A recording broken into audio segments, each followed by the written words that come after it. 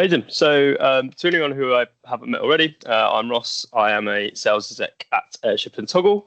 I've been with the company for about 6 months. This is actually my first webinar, so please do bear with me a little bit.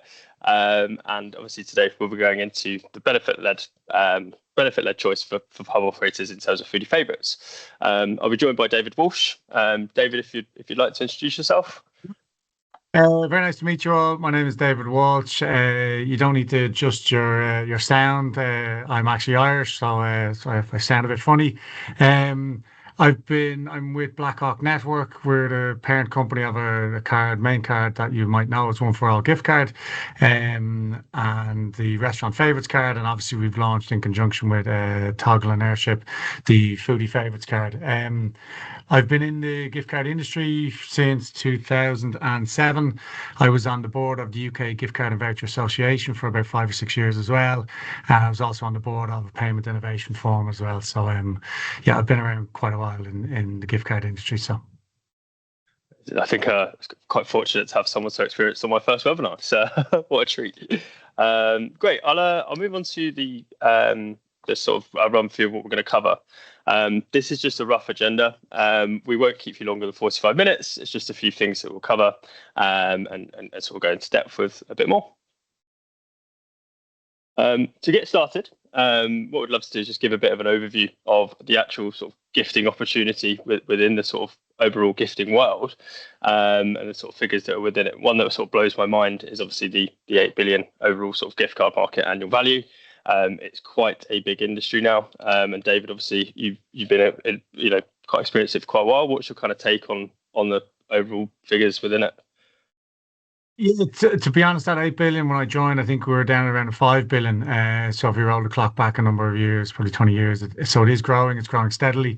It's probably split. It's usually split 50-50 between what we call commerce or retail channels. So that's your Tesco, your Morrisons, your co-ops, your kind of malls, or sold gift cards sold in M&S and so on, in places like this, and the incentives channel. The incentives channel is really growing over the last number of years, and then within the incentives channel, we're seeing a good split between physical and digital. It's not all digital. Even in the incentives channel, people still want to reward their staff. They want to hand over a physical card as well. So while we are seeing the growth of digital in the incentives channel and in what we call the direct-to-consumer channel, which is websites, you're still seeing a heavy indexing on physical cards as well. So, but it's a great market to be in, great opportunities, still heavily growing, just as you have there, 14% year-on-year growth in gifting on Toggle. So the industry itself is probably looking at 8 to 10% every year as well. So. And obviously with Toggle, we see obviously quite a lot of popularity with gift carding sort of across November and December. Obviously here it says 60% is kind of that sort of pone. Yeah. How are you sort of seeing that shift and change with the popularity growth? Are you seeing that kind of obviously it helps flatten out? Are you seeing that quite successfully? Yeah, well, the thing is to look at it from 2 points. One is from sales and one is from redemptions. So when you're thinking about One for All or Foodie Favourites, you got to think about it from the redemption perspective. So our sales are still fairly hockey stick effect. Like we get a huge amount of sales in November and December, as you can imagine. However, all during the year, we've been trying to create new occasions. The second biggest gifting occasions is birthdays. Obviously, that happens all during the year with a bit of a spike in September. But generally speaking, it's fairly flat across the whole year. However, we've been introducing things like obviously Mother's Day. The main one we introduced a number of years in Ireland, and you're starting to see it come through in the UK now, is Thank You Teacher. And multi-choice gift cards really play into Thank You Teacher. So in the next couple of weeks, the Irish schools have just finished. Now the UK schools are going to finish in the next 3 to 4 weeks. We are seeing a huge growth in that, where you get kind of group gifting, people banding together, giving a £5 or £10 per student in the class, and that going to the teachers. So we're trying to generate more gifting occasions all during the year. But even when sometimes occasions like Father's Day, it doesn't really see a huge spike in that, if I'm brutally honest. It is still a great time, and we talk about it, we market it, because we want gift cards front of mind for those birthdays. So we'll talk about Father's Day just as a reason to talk about gifting, talk about gift cards, but actually they'll still be bought for birthdays and so on. But the thing from what I'd love for your togglers to consider is we are kind of like a sales channel. We look after all the sales, and we will try and get increased sales in all of those different gifting occasions. And we will have a hockey stick at November, December, but then it's about redemptions. We want the cards spent. Some of them will get spent in December, but very, very few because they're going underneath the tree. You get a lot spent in January, so we get about 19 to 20% of all redemptions is January. That then drops down to about anywhere between 16 and 18% in February, drops down again in March to about 12%, and then you got about 10% every month, 8 to 10% thereafter, because people are spending. So it does mean that, and I'm taking a guess here, but in restaurants, you probably see quite a significant spend in restaurants in November and December, people eating out, treating themselves. So you guys would have the hockey stick. Well, the redemptions on the restaurant card and the foodie card and the one for all card, actually you'll see them come in your Q1 and then for the rest of the year as well. So that's really interesting, actually, what you say about the, they go under the tree, so they're getting redeemed in January, February, but they're actually getting purchased in December, which is really interesting. And I guess with things like marketing tactics and things as well, it's really good to consider that in terms of restricted validity, etc., and sort of see where that goes. As to the teacher thing as well, I remember my mum sort of ethically having to weigh up if it was okay to buy a teacher wine, so I think that covers that base as well. Yeah, well, that's what we targeted that years ago in Ireland. Like we started it probably 15, 20 years ago because the founder of One for All, he was giving bottles of wine to his kids to bring in to the teachers. So you're handing over like to a 5 and a 6 and a 7-year-old a bottle of wine. It doesn't really send the right message. And to be honest, then we went out and we talked to teachers. And again, they feel kind of like, oh, well, I don't want to ask for gifts and stuff, but they'd rather get a multi-choice card or a restaurant card. Because the multi-choice cards, they can actually spend it on the kids themselves. They can buy stationery and things like that, but they also want to treat themselves. They don't really want a bottle of wine. A kid walking into school with a bottle of wine doesn't really send the right message. So, yeah, I know that makes total sense. Brilliant. So obviously I've kind of glossed over that just now. But as Foodie Favourites as a whole, and sort of tapping into that the kind of niche that it is within the One for All, what is Foodie Favourites to you? So I developed this product, and then I reached out to Dan, and I kind of pitched it to Dan that I had this idea. And the reason being is we have a restaurant card in the UK at the moment called Restaurant Favourites, and it's kind of a subset of the One for All. And it's got Nando's, Pizza Express. It's got major kind of national brands on it, but they're kind of probably more not fast food, but they're fast dining, let's say. They're family dining as well. And we also have a restaurant card in the Netherlands. And in the Netherlands, I don't know if you're aware, but they don't really have a lot of those types of brands. What they do have is lots of independents or chains that have 3 or 4 outlets, or independents effectively that have 3 or 4 outlets, and that sells extremely well for us in the Netherlands. Probably better than what the restaurant card does in the UK. And I always felt that there was an opportunity there was a gap in the UK to have that independent foodie card where it's down in thousands of locations. We don't use singular brands because it is just that breadth of choice. And when I thought about it, I thought, I'm happy to bring my kids. I have 3 boys. Love to go to Nando's or Pizza Express with them, but do I really want to take my wife there on a Friday night? Possibly not. Maybe I want something a little bit different, a little bit more upmarket, or just something a little bit different. It's not as kids kind of friendly, let's say. And that's where the idea came out of, that I just felt there was something else out there, but I needed all of the independents. I need the kind of the independents that have 3, 4 to 10 outlets onto this card to give that breadth of choice right across the UK and give that kind of more experience to somebody that who's a foodie. And that's why we call it Foodie Favourites as well. Is that, like, if I talk to friends and families that they're into food, generally their nicknames they're a bit of a foodie. So that's why we went down the road of the foodie. The design itself, we took quite a while to get the design right.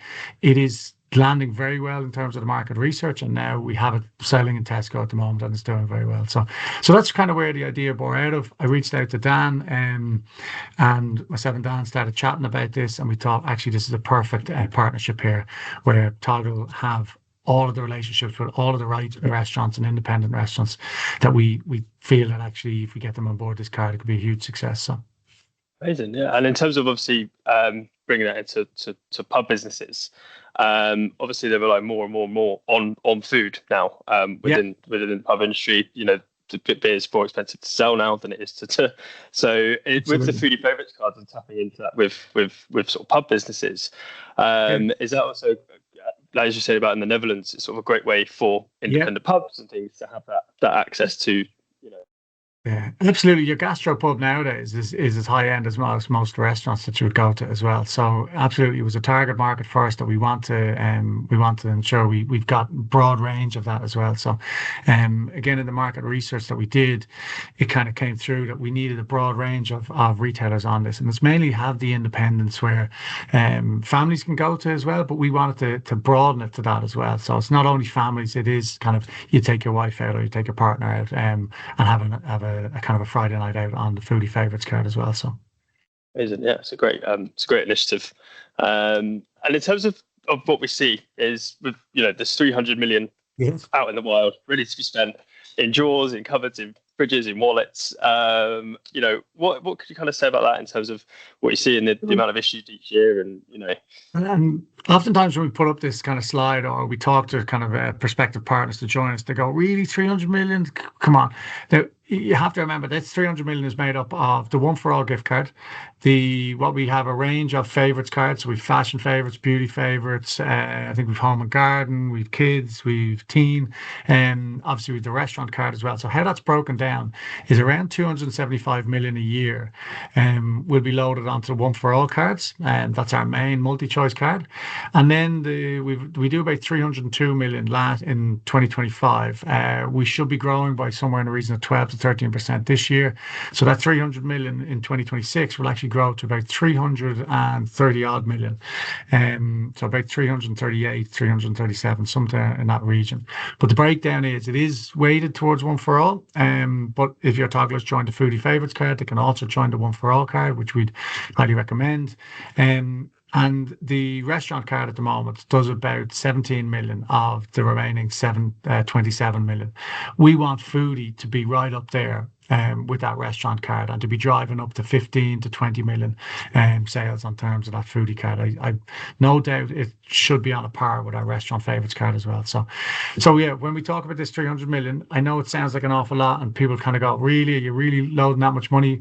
But yeah, every year we will sell. So last year we sold 302 million across our range of cards in the UK. This year we expect to be just shy of that 340 million. And what it is there's a constant fund or a pot of money that are on those cards. As I said, we see a big hockey stick November, December, and that's when the vast majority of our cards are ready to be spent in January. And then we see that kind of sort of pot of money reduce all during the year because you're seeing probably 50% of it spent in Q1. So, but every year that pot gets bigger and bigger and bigger because our sales are increasing. Absolutely. I mean, obviously, in the previous slides, we saw 14% year-on-year growth with this. So, with that, considering that there's no risk to this, it's no upfront costs. What a fantastic revenue stream to be tapping into, right? And access to 300 million or percentage of it. What a great way to sort of access that. So, and obviously, where the pub, your pub business or bar would appear, isn't it great that you're not only coming up in September, going to be in Waitrose and John Lewis, but you're currently in Tesco's, and then obviously on the Wonderful website, an independent pub could be sat across Five Guys, Nando's, Wagamama. Is that obviously you said the idea? Absolutely, we want as many independents, as many the gastropubs and pub chains as well. Where we would list you, if you go onto the One for All site at the moment, so it's oneforall.com, not .co.uk, but .com in case anyone does .co.uk. If you go on there and you go top across the top, you'll see as it says here on the image where to spend. Click on that. You will then see kind of restaurant favourites, fashion favourites, and so on, and Foodie Favourites is there as well. If you join, then we will actually list you on the Foodie Favourites. If you want to be on the restaurant card as well, we list you under there. And obviously we list you on the one for all as well. So you get your tile, as you can see here. And once you click on that tile, you also get a description of your business. That's up to you guys of what you would like to, how you would like to describe your business. And if you want, we can put a link from our site over to your site as well. So to help SEO and all the spiders crawling around the sites to try and drive SEO, and now is it AEO as well, from the AI perspective as well. So this channel is as you can imagine, is hugely trafficked, mainly from a user experience. So we do sell on this channel as well, but it's probably our lowest performing, our least amount of sales come through our direct sales. Most of our sales come from the retail channel of Tesco, Morrison's, Post Office, and so on, and the incentives channel. We use our website for card servicing. So everybody that gets a card, we direct them to our website to find out where to spend. Where can you actually go and enjoy yourself? So everybody who joins the Foodie card will actually get the same listing as if you are Five Guys or an Ask Italian. If you're an independent, you'll get the same listings as they would as well. So it's a way of driving traffic to your own site. It's obviously kind of free marketing, because we do get a high rate of traffic onto our sites as well every month. I mean, I do absolutely love the concept. I mean, it's a way of saying, your local pub could be a John Lewis in layman's terms, isn't it? And it's such a fantastic way of being able to tap into that audience. I was actually chatting with Dan yesterday and saying how my nan buys me a one for all voucher every Christmas because she doesn't want me to spend it on beer. But unfortunately, I now can do that, which is a win. I wouldn't do that, but it's just amazing how that initiative actually makes that so accessible from someone that's shopped in John Lewis to then, put it on this as well. I'm not sure about anyone else on the call as well, but looking at all these amazing brands has made me significantly more hungry than I was 5 minutes ago. So in terms of amplified reach as well, so it's not just about sort of being in stores and things, is it? There's sort of a quadrant of different places that it works. How are the sort of different things? So as I mentioned, the way we break it down is we talk about retail, which is your Tesco, so Tesco, Morrison's, Co-op, and the malls, and a huge proportion of our sales will come from those channels. The malls deliver, I think, roughly, it's about 50% of the overall market. But we also have what we call the incentives channel. And that's where we sell through directly to our own Blackhawk clients. And they use the card for reward and recognition. So Ross, if you've done a great webinar, congratulations. Dan gets you a £10 card or £15 card, or it's generally a small kind of well done. Maybe at Christmas time, you've had a great year, and then maybe Dan gives you a bit of an extra kind of reward or incentives at the end of the year. So we then partner also with in the benefit space and the reward and recognition. So you have like the Next Jump, Reward Gateways, and those guys, their agents effectively, we sell to them, and they then go out and run programs for very, very large companies right across the UK that would have thousands of staff. And you can go in and you can buy gift vouchers and gift cards through their program, or you can get points through their program. And so we sell heavily within that incentive space. It's an area that we're looking to grow and develop.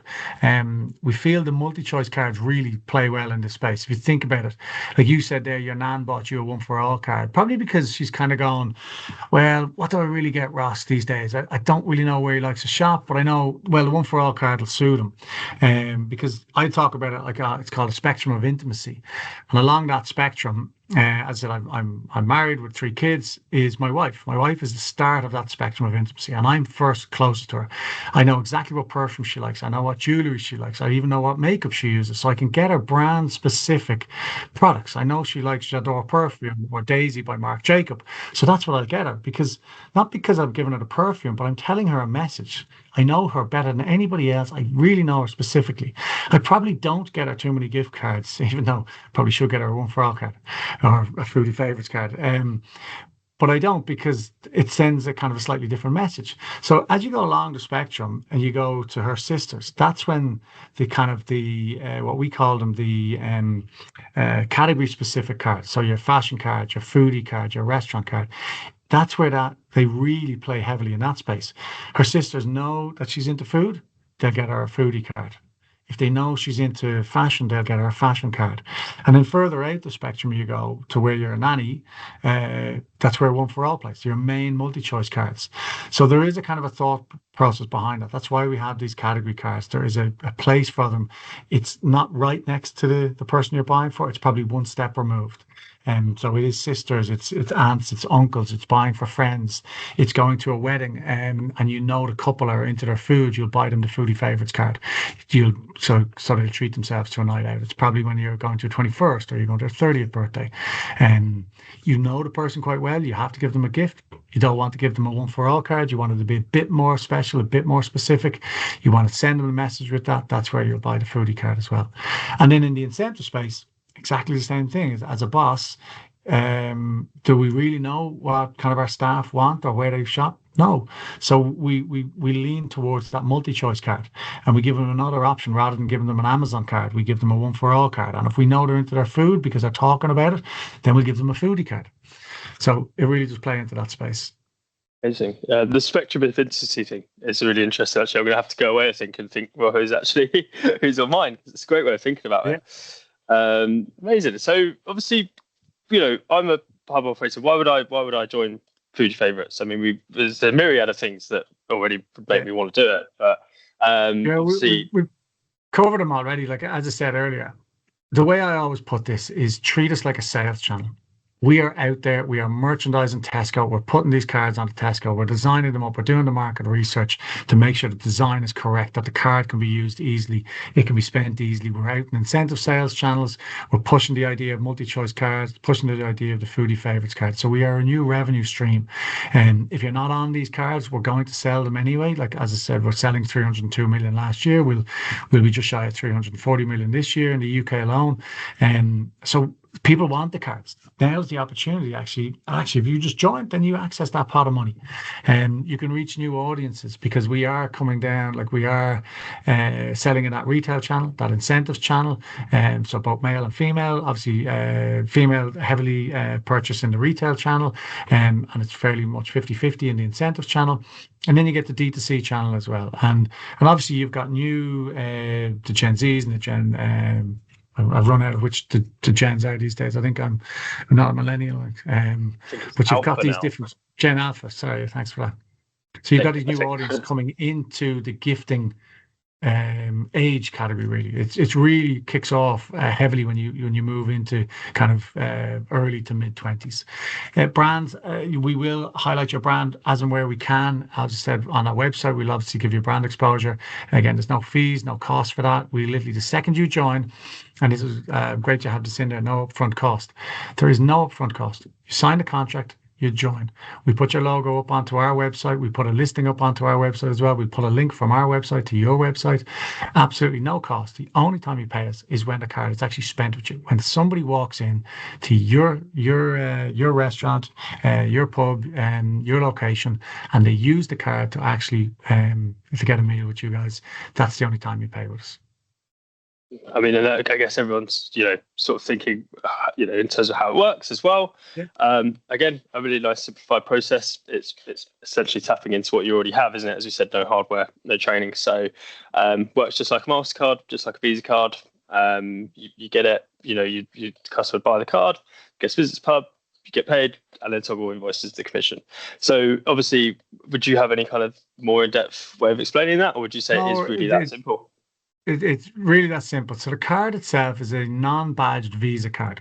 It actually runs on Visa rails. It's a magstripe card at the moment, but we do have a digital version as well. That's so you can take the physical card, and very shortly all of our favorites cards you'll be able. So you can currently with your One for All card put it into our One for All app and tokenize that into Apple Pay and Google Pay.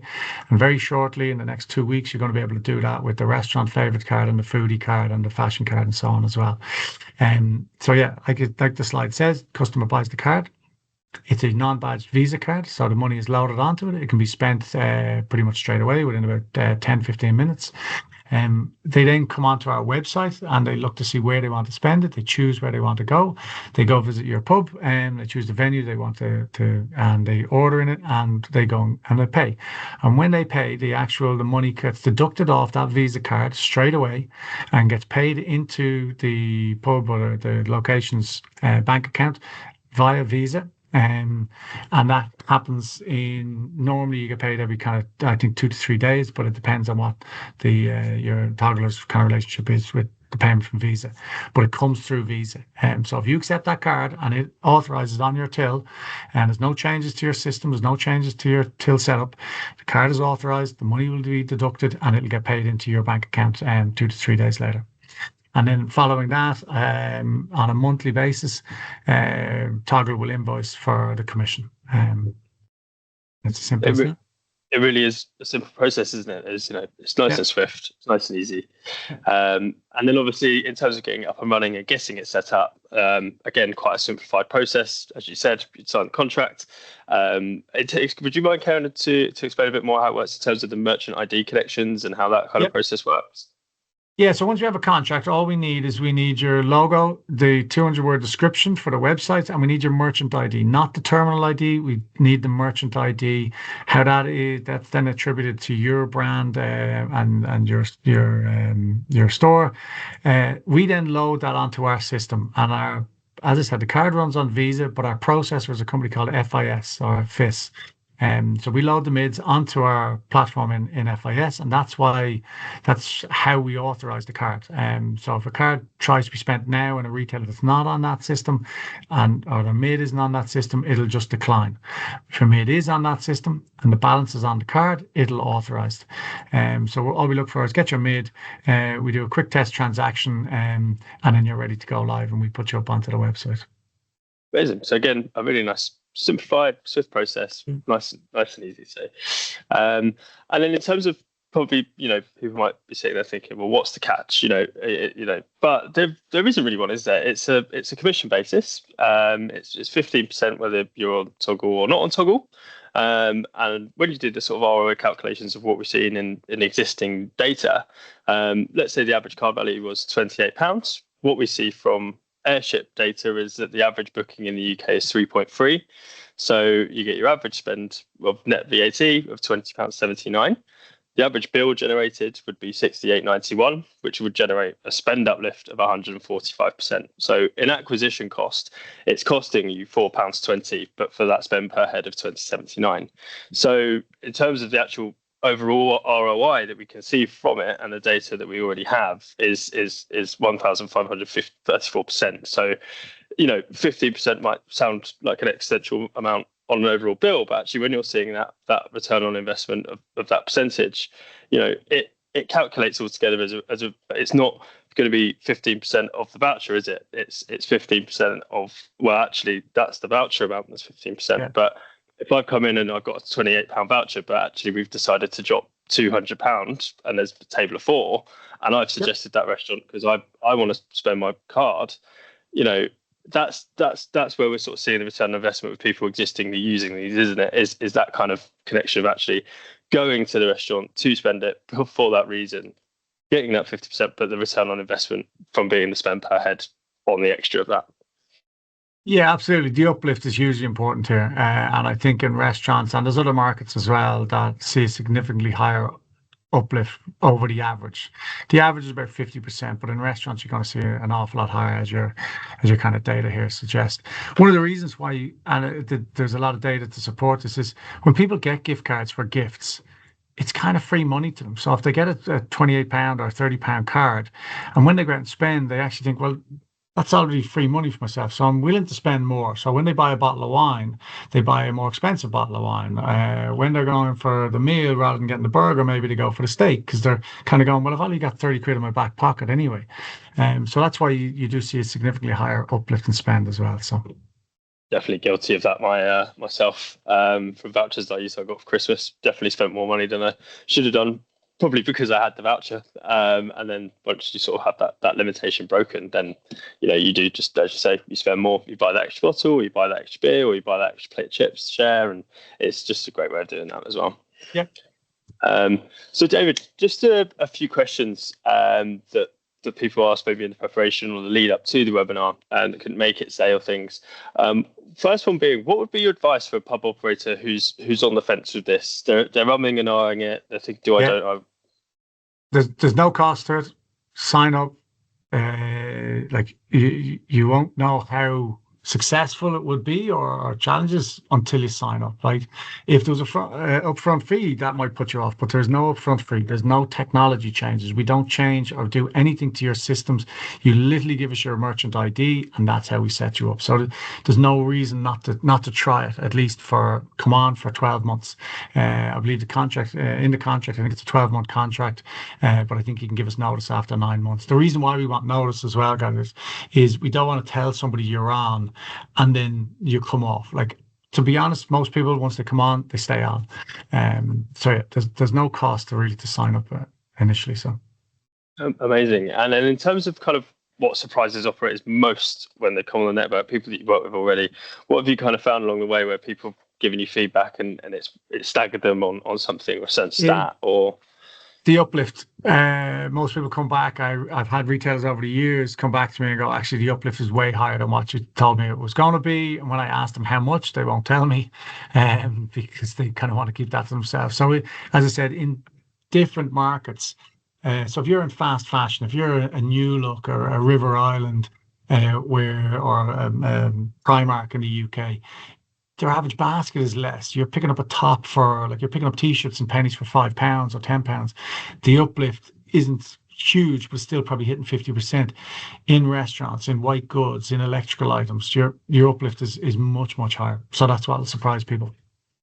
Yeah, and have you sort of, I mean, obviously it might be, again, something that's been a bit guarded in terms of when you had this feedback, but have you found that it's generated repeat visits as well, where someone might have come and tried a new foodie restaurant and then come back again and then you get both. What you get is you get new people who've gone, oh, do you know what, I want to try that restaurant, I've never been there, I want to try that Giggling Squid or whoever it is, and they go on to try it and they really like it, so then they go back 2 or 3 times that year.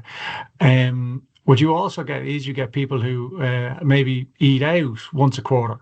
Well, now they've got a card, so maybe they up that to 5 times in a year rather than 4 times in a year, because it can be a reasonable outlay if you're going out with 2 to 3 people. So yeah, you get a bit of both. You certainly get new customers. I think everybody would say that they want new customers, but you also get an increased frequency of existing customers as well, get them back in through the door more often. So it helps both.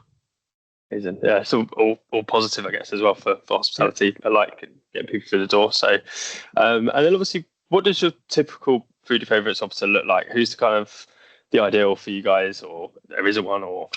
To be honest, right now, there isn't one. What we want a broad range. I want to give that broad choice and convenience to the recipient. It's all about the recipient's experience. If we can give them a great choice of restaurants, right from the kind of the fast casual dining to gastropubs to high-end restaurants to your restaurant down the corner or a cafe shop, I want to give the consumer the choice. Let them decide. Where do you want to go? Do you want a really fancy meal out on a Friday night, or do you want to go down to your local gastro pub with your wife and have a little bit more relaxed, but still great experience and great dining experience? So I let them decide. So I really don't have a typical Foodie Favourites at the moment. And really, we're at the start of the journey here. The Restaurant Favourites card has been in the market for going to say about 15 years. It's time we shake it up a little bit. We bring something new to the table as well. Amazing, brilliant. And it's and in terms of what we're going to do now is, David, thank you so much for answering all the questions and giving us an overview. Now I'd just really like to open up to the floor. I think we do have a question in the chat as well, but if anyone does have a question as well, feel free to just come off mic and fire away. We do. I was reading that question from Natalie Millington. So I bought one of these cards for a friend's birthday last month. Question coming from quite a remote location, tourist heavy. Quite a lot of people often looking for nearby sites, not necessarily a specific brand. What's the easiest way to discover participating restaurants, ready to have a location, find out app integration or plans? So We do have an app. So it is the One for All app. And as I said, in about 2 to 3 weeks' time, we're in final testing stages at the moment about our favorites cards. The cards will be able to be loaded into that app. You can then tokenize it into Apple or Google.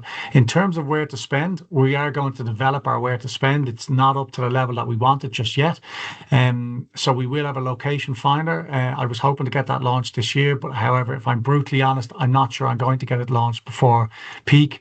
We go into kind of a moratorium where we don't launch anything after probably the end of September.